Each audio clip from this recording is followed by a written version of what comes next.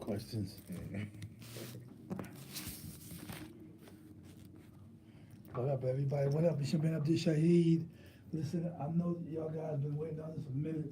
It's another YouTube blast. Another YouTube blast for ITCTV. We're the veteran TV show. Gotta put some light in the subject. You know, we gotta do this, you know. Listen, first of all, we're very, very, very happy to bring y'all guys back to another In the Community TV show. All right, we streaming live on YouTube, and we can ready to go live on Facebook. That's right, all y'all Facebook people out there, make sure y'all repost it. All y'all YouTube people out there, make sure y'all guys repost it. We need y'all guys' support. We need y'all guys' support. We need everything out there. Listen, it's your man Abdul Shaheed, state to state, city to city, community to community. No matter where you are, we will be there reporting on what the major networks don't report. Listen, talk about reporting on what the major networks are not reporting.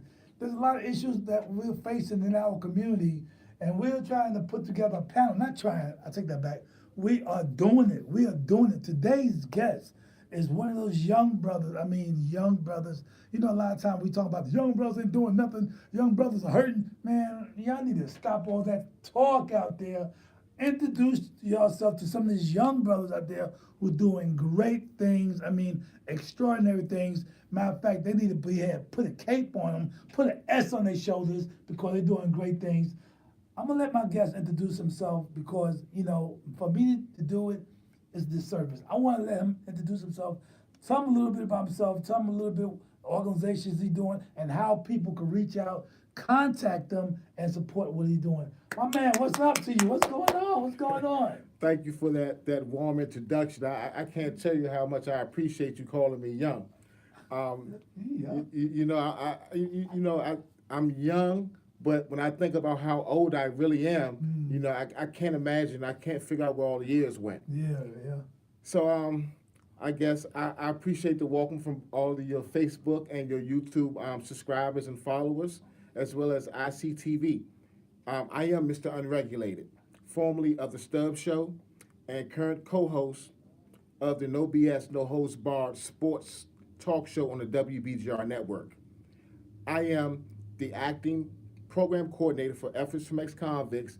EFECT is the acronym for that. Some of you all may know that program. It has been in existence since 1968, where we ran the security company. We've run a halfway house. We currently have a job readiness program, and my doors are open to all returning citizens. What I will do is I will help you. I will find you a job. I will find you housing or transitional housing, and we also offer support groups. There are many other things that we offer at my location. To get in contact with me, I encourage you to hit my cell phone, which I give my cell phone number out to all of my clients or participants of the program. My cell phone number is 202-904-1038. And I'm looking forward to getting into the topics of today's discussion and giving you my views from my point of views. And I must warn you, I am Mr. Unregulated. This is entitled Unregulated and Unplugged Conversations. You can follow that Facebook group as well. What I will give you and what you will see from previous videos of me and what you will get today is you will get truth, passion, and you will get my strong beliefs in what I believe in. And I won't play with you. You know, first of all, we want to applaud that, man. You know, well said. Listen, a lot of times people understand that there are advocate groups out there for returning citizens, right? Brother Bruce Brown don't want to call them citizens, I say returnees, but however we call them, there is a support group like your organization that does advocate for returned citizens. Before we go further, please, if you could, give them that information one more time. I know some people was late with the pencil and paper, and we going real fast, but if you could, please give them that information one more time, how they can support, you know, for their family members or themselves. If you have a family member that has been incarcerated, or one that may be coming home, or if you just want to support the program, you can give me a call at area code 202-904-1038. The name of the organization is EFEC, Efforts from Ex-Convicts. The program has been around since 1968, and the program was originally established by one Mr. P.D. Green. Whoa, that's powerful. That's really powerful. For a lot of the people out there who are outside the DC area, because we're streaming all over the world, do your history. Google P.D. Green. First of all, what you're doing is very, very important. And again, we applaud you. It takes a lot of effort. And I'd like all our viewers to understand effort, not only body, words, letters, but monetarily. The brothers need some financial support in order for them to continue doing what they're doing, helping these veterans, because sometimes return citizens, because sometimes the brothers need suits, clothes. You know, when they get out, they only get out with what they got on their back, all right? And sometimes they don't have the support, they don't have the family. So speak about a little bit if they want to support monetarily, or they want to support a suit, a jacket, a coat. It's getting cold out there. What can they do as well? Exactly. A lot of times when our brothers and sisters come home, they don't have any financial means to transportation to go look for a job. They don't have clothing to be presentable for an interview. So they need clothing, they need tokens, they need smart trips. They also need what are some of the other things that they need? They need family support. Most importantly, they need resources. They need people, or they need programs to refer them to resources so they can get identification cards. Most important, Social Security card, birth certificates. Those are the first three things you probably should get: birth certificate, Social Security card, ID card, and that would also lead to you getting medical benefits as well. You know, you said something real powerful. Now, somebody told me this. I don't know how true it is. They told me a brother was released right from detention, didn't have an ID card, was approached by a law enforcer who asked him for his ID card, didn't have an ID card, was rearrested because he had an ID card. The process, that's mind blowing. I mean, you say because he didn't have an ID card? Because he didn't have an ID card. I'm not sure what the state law in Maryland is, or in DC, but I know there are some states where you don't have to carry an ID card. I've heard, but I do think in DC and Maryland you do have to carry an ID card, and it makes sense because if the police stop you and they can't identify who you are, you can be a terrorist, you could be somebody on the most wanted list. They need to know who you are.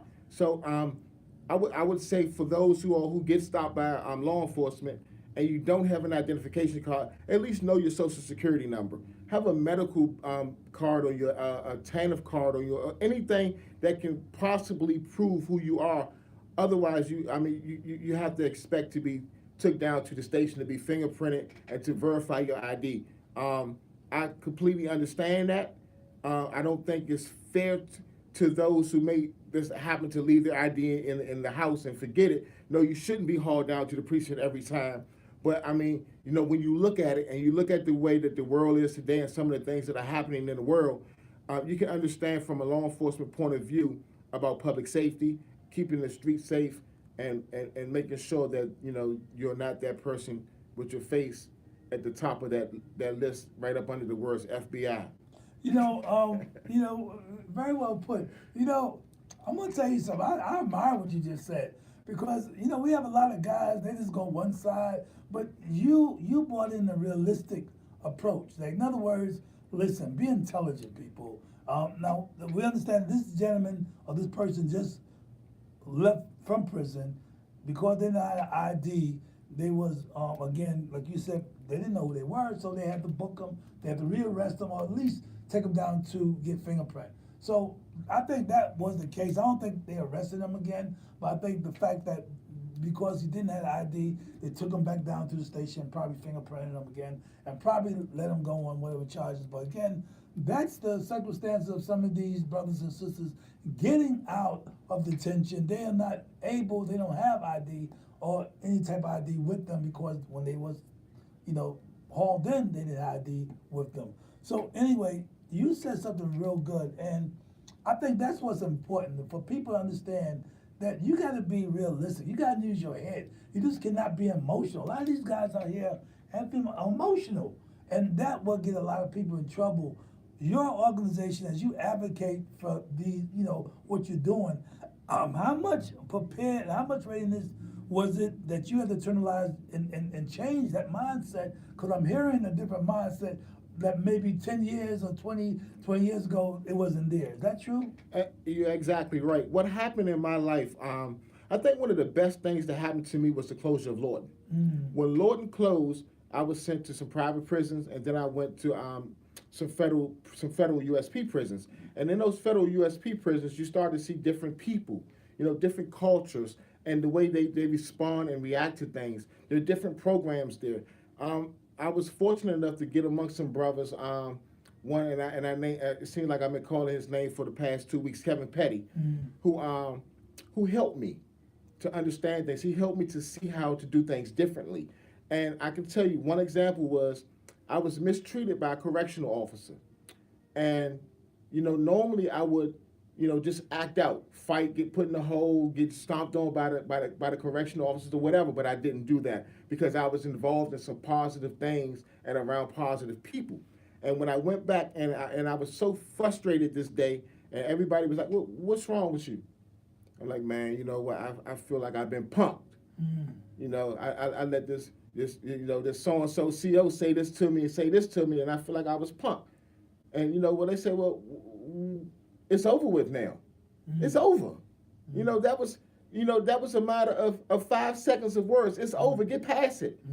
But if you really feel like you were disrespected, this is what you do. So they set me down. We went over the rule, what is it called? The rule book. I would say the rule book. I can't remember the term. And we looked up the code for this particular incident. And in the code, it says that I was right. I was not in the wrong. So the next step would be, it's called a BP8. So it's a process, BP8, BP9. You write it up how you was wronged or whatever the case may be. And the first time that I did that, I got a response from the ward, and it was saying you were exactly right. The report that was written up on me had no merit, and the officer will be disciplined or whatever the case may. I can't quote the exact words, but when I saw that, I said, you know what, they're right. The pen is mightier than the sword. Yeah, my brother. Paper and pen works. Exposure, right? So he was exposed. So again, you're hitting on so many topics just by your experience yourself. We have situations out there today called road rage, right? The road rage, right? Where people just get all emotion because somebody cut them off. Now, mind you, some of these people are the people that cut other people off, right? This changing of your mindset is very, very important. I'm hoping y'all people listen. I'm hoping all our viewers that are listening, you was exposed to a mind change that you say somehow internalized change you. That mindset is very, very important. Speak about today how that experience you did today. If you can advise our viewers out there, how important is that to internalize and to adapt a new mind change? Well, you know what? I'll be sitting up here being a hypocrite, a fool, and a liar if I didn't say that I am not perfect. So that person you were talking about getting road rage, that probably was me. It probably was me. I see it all the time, and sometimes I even, I get a little like, you could have waited, it happens to all of us probably. But the key to it is understanding or coming to a conclusion that maybe that person didn't mean me no harm because they wanted to get over. They wanted to get over so they can make that next turn. Or maybe they didn't see me. It's not always that you have to be angry because you feel like someone is disrespecting you. It's the person probably wasn't thinking. So a lot of times when you're driving, you not only have to drive for yourself, you have to drive for others as well. Again, what you're saying opens so many doors. I mean, like, so many doors you're opening up right now. Listen, the door you just touched on was emotion and controlling the emotion. There's a group of people in our society, our community, need that help, and we talking about the youth. Some people say the youth at risk. The youth at risk. Where that terminology comes from, but we understand the concept. But there is a group of youth in our community who is not hearing what you're saying.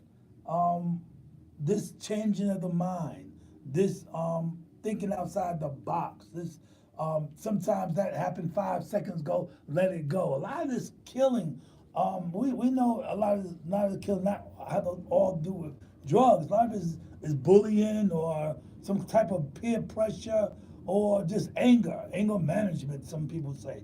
But the message you just established, changing the mindset, you know, can you put it and talk to some of these youths out there right now looking at you?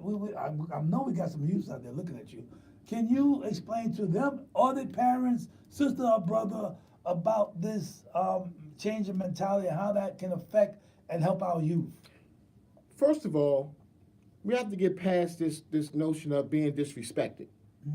You know, if you always feel like you're being disrespected, then maybe you need to look at yourself. Because a lot of times people don't intend to disrespect you. Everybody has a different character. Some people are straightforward and you may feel disrespected. Some people may beat around the bush to reserve your feelings and you know that, okay, well, they're not telling me the full truth, but you feel disrespected. So there's a problem with you.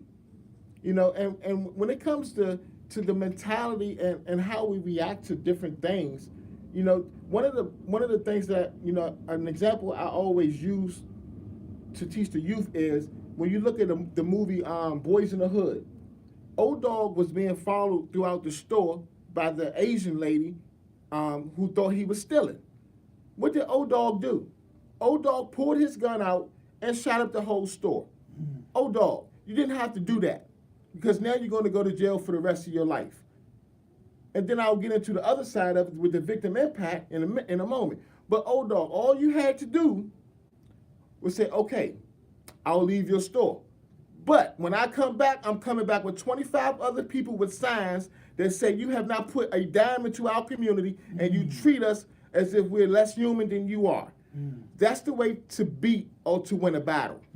It does not have to do with violence, because in violence you lose. You're gonna eventually be arrested, or you're gonna have to live with what you have done for the rest of your life. And that leads me to the victim impact part. When you hurt your brother, or you hurt your sister, or you hurt anybody, just like you, they have a mother and a father, a grandmother, a brother, a sister, and a kid. You have to think about these things. If somebody harmed you or killed you, then that leaves your son without a father. It leaves your son to ask all these questions. Where's my daddy crying? Do you want your son crying? No. It leaves your mother and your grandmother crying. My baby's gone. My baby's gone. Do you want your mother and your grandmother crying because you're gone? No, you don't. I don't. So that means if you do something to somebody else, you're not just doing it to them. You're doing it to the people who love them. So why not save all of this anger, frustration, and life-altering situations and talk it out? If you can't talk it out, stay away from them. You know, you can always go away. Because the one thing that I've learned is this. Live for another day. Whether that means you're the victim or if you're the aggressor. Because if you're the aggressor, you can live for another day out here with your freedom, able to turn the TV, able to go outside when you want, go to McDonald's, smoke a cigarette, or whatever you're doing. But if you don't live for another day, you'll be on the other side, inside of that jail cell, looking up at a bunk, wishing that you would have done something different. True words, true words. You know, I think, and I'm just going to put the question out to you. A lot of this youth violence can do with jobs. You know what I'm saying? A lot of it because they want the sneakers, they want the jacket, they want to impress the women, they want to take the girl to a movie. You know what I'm saying? They want to be, they see these guys with the car, they watch TV and all this splendor, all this eye candy, all the sparkling and gold that comes with this earth, but they want it now. They don't understand the creation of a job. We have to play a balance now, because some people not able to run a business, right?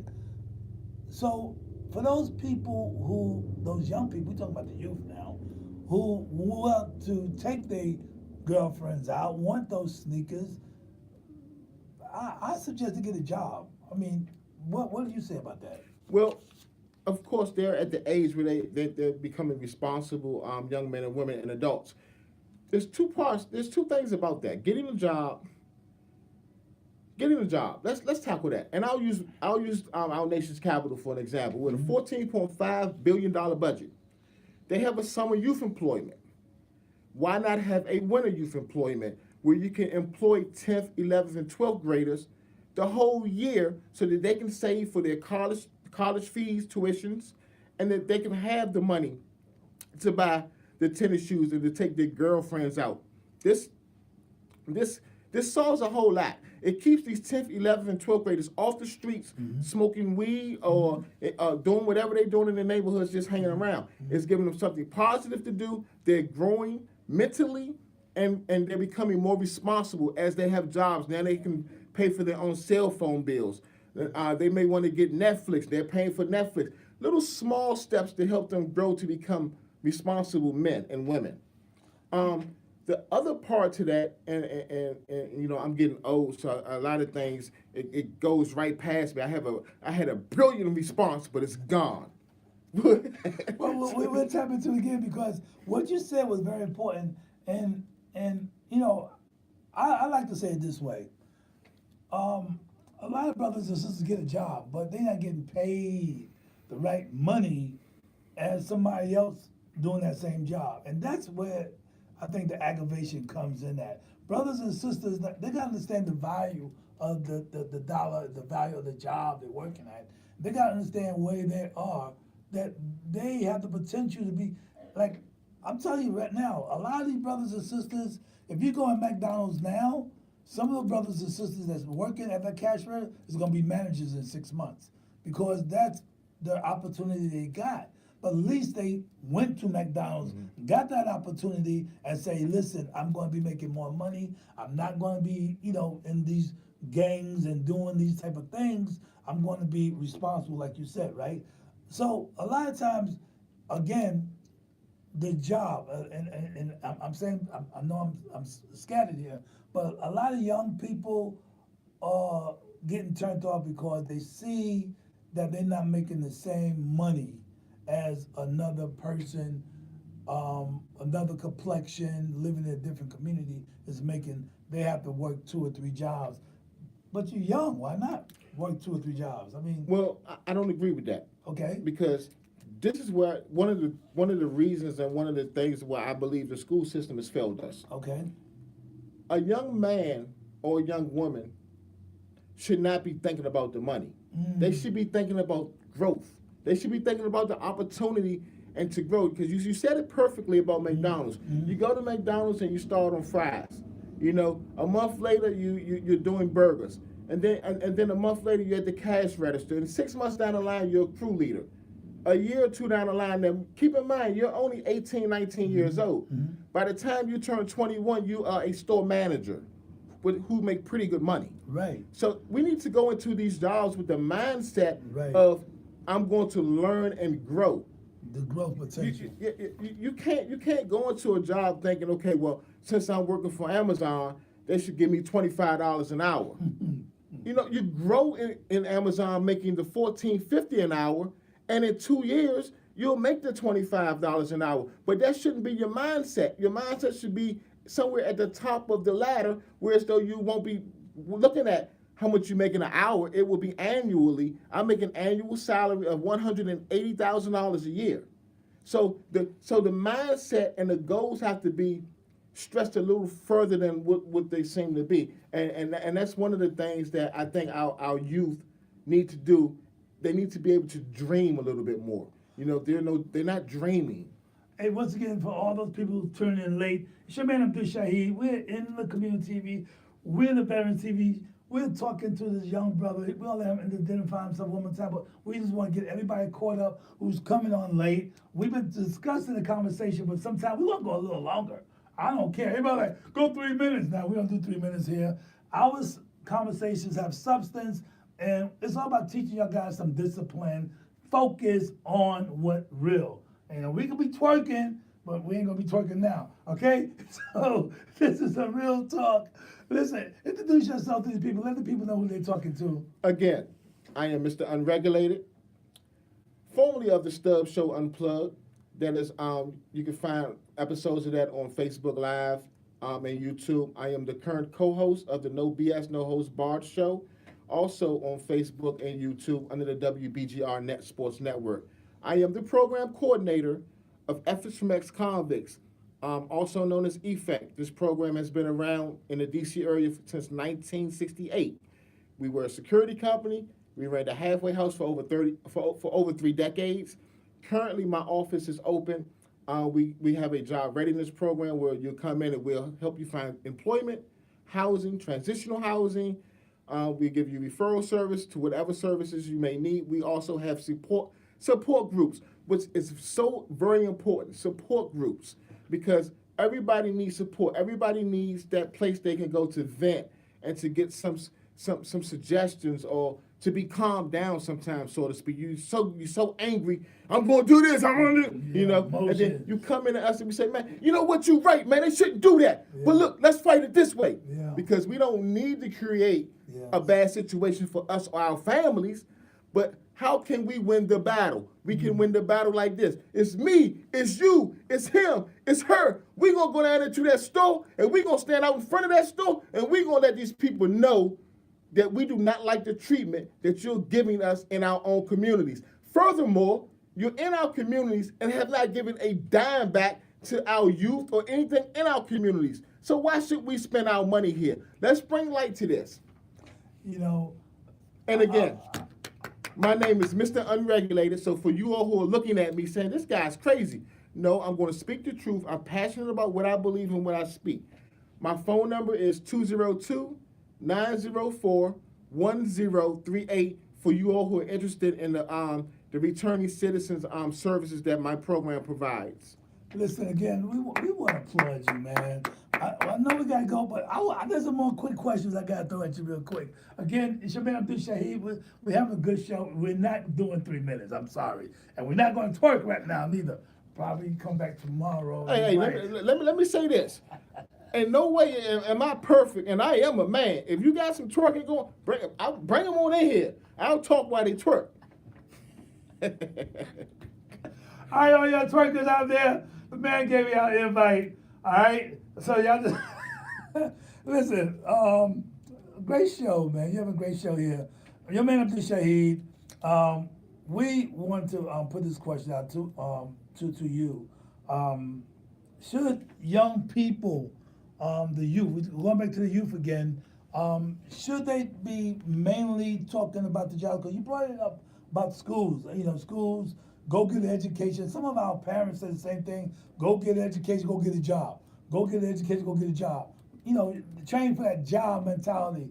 Should we be promoting to our youth, especially, you know, some of these brothers and sisters out there who are actually doing business in the community already, should we set up some kind of program for them so they know how to regulate that into a right way? They become productive legally, I should say legally. Is there anything that we should be putting out there to them? Well, let me say this. I'm gonna say this right here to YouTube, and I'm gonna say it to Facebook. What LeBron James has done is absolutely terrific. We need to get our professional athletes in all sports or in any sports. If it has to be football, baseball, and basketball, one of them has to come together from each city, bring 3 of them together to make one LeBron James. We need to build educational institutions. And we need to build educational institutions that will teach our young men and women about the past struggles, the history of the United States, the history of themselves, and we need to teach them entrepreneurship. We need to teach them not only to get into this field of learning how to run this Apple computer, but let's break this computer down and repair it. And if I can do that, then I can repair hundreds of more computers from 3 or 4 different business in the community. Now I am a business owner. Excuse me. Anything we do, we should be looking at how to maximize our ability and create jobs for others. That's what it's about. It's not only about you getting a job, it's about creating jobs for others. And for the parents out there that are looking, and you have young kids, we all talk about, hold up, one second. Y'all gonna learn my name today, Mr. Unregulated. For you parents out there, we say we want change. They can't do this to us. Why are they doing this to us? They're not doing nothing for us. They're not doing this for us. One thing is, first of all, we do a lot of talking and we don't get out and vote. You know, there's 7 digits you can dial to contact McDuffie, White, Eleanor Holmes Norton, whoever your representatives are, congresswomen and congressmen are. It's 7 digits. Call the office. Show some concern. Get out and vote. But even more so importantly, if you won't do that, please live your dreams through your kids.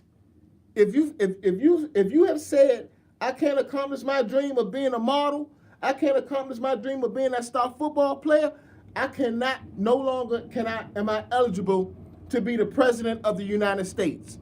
Live your dream through your kids. Your kids can be the president of the United States. Your kids can be that star wide receiver. Get out there and practice with your kids. Find programs that will help develop your kid. Put your kid in public speaking. Get your kid involved in community events. If you want whatever you want your kid to be, lead them on the path so that they can accomplish this. So many times we go to school as young people and the teacher say, hey, Tommy, what do you want to be when you grow up? And we've all said different things, mayor, president, fireman, whatever. But guess what? There is no record of that. The teacher did not document what we said. The school did not take the time to go over each student what their wishes were, what their ambitions were. So now we're all pushed in the same direction. When we should have said, when they should have said, oh, this kid wants to be the president of the United States, and he's been getting good grades since the first grade, he's in the 3rd grade now. We need to put him in position to start developing him to speak properly, to understand what political science is. The school system has failed us. And this is not, and for you all who are looking and saying, well, why isn't he mayor? And I'm not running for any office as of right now. There are a couple of more years to go before we actually elect another mayor or council members. And my decision will come then after I evaluate what's going on. I'm just joking. I ain't running for nothing. Wouldn't it be nice? My kid will run for me. My kid will run for me. Listen. Let me just tell you one joke. This is not a joke. Right. This is the honest to God truth. All right. The election this year, last year, Okay. I did not cast a vote What? for nobody but one person. Who's My that? ballot was one person, and it was a write-in. And I told y'all what y'all had to do to live your dreams through your kids. I wrote my son's name in on the ballot. Whoa. I took a picture of it, and when I got home, I said, Devin, Yeah. I say, did they show you on TV? He said, why, Daddy? I said, I voted for it. You got 1 vote, at least 1 vote. Now, I don't know how many other people wrote your name in. You possibly could have got 2 votes if your mother did it. But I showed him that. And I promise you, for the rest of his life, Yes. he's going to remember that. Regardless of how big it is to you or to you, to this kid, to have his name written in on the ballot for president of the United States. Major. And then we wrote the president of the United States. It was Obama. Obama and he got a response back from Obama. Right. To this day, that envelope sits in his closet, unbothered. He took it to school with him for 2 days, showed everybody, and the pictures and everything. But these are the things in your kid's life that we may say, oh, you know what? Oh, yeah, he did that. These kids hold on to that. You're saying something major. And I'm gonna say I got 3 things I want to add. Number one, I applaud brothers that are coming back out in the community because now the women can see them, the kids could see them. The people that say always ask the question, wait a minute, wait a minute. You know, wait a minute, you're locking them up. But majority brothers, I see y'all taking care of y'all responsibility. Y'all jump right back in there. Y'all doing what got to be done. Y'all laying the hands out, saying, yo, this is the way, this is the order, this is proper order, this is how you conduct yourself. So, you know, again, I got to applaud brothers who coming out doing the right thing, reaching out and saying, yo, you my responsibility. And because there's one thing that we have to understand, that you are my future. I don't even know you. I just met you, but I understand one thing, you're my future, right? So what if I do, what if I could put in your head to say, damn, pass what I give you on, that's great. And I could see you manifesting it to the other young people that, yo, you my future. So it's like we are passing the baton daily. We don't gotta wait till we pass out, you know, die to give our future a chance. Say, hey, you our future. We have to come to understand this, and I want to echo this out to everybody out there. What the brother said was that we have to hold these athletes accountable. We have to write them and tell them why you are not putting up a program in our community. Why you are not. We have to challenge them and say why you are not collectively. 3 of y'all guys come together and put some type of money. Now, before I say, I don't want to say that this is not happening. There are a lot of programs out there are putting together, organizations are putting together programs that's helping the youth now. I applaud y'all organizations. I wish I had y'all guys' names. I know Black CDC in Kentucky is doing great things. I know there's organizations in DC are doing great things. Don't Shoot the Brother, they have structured organizations.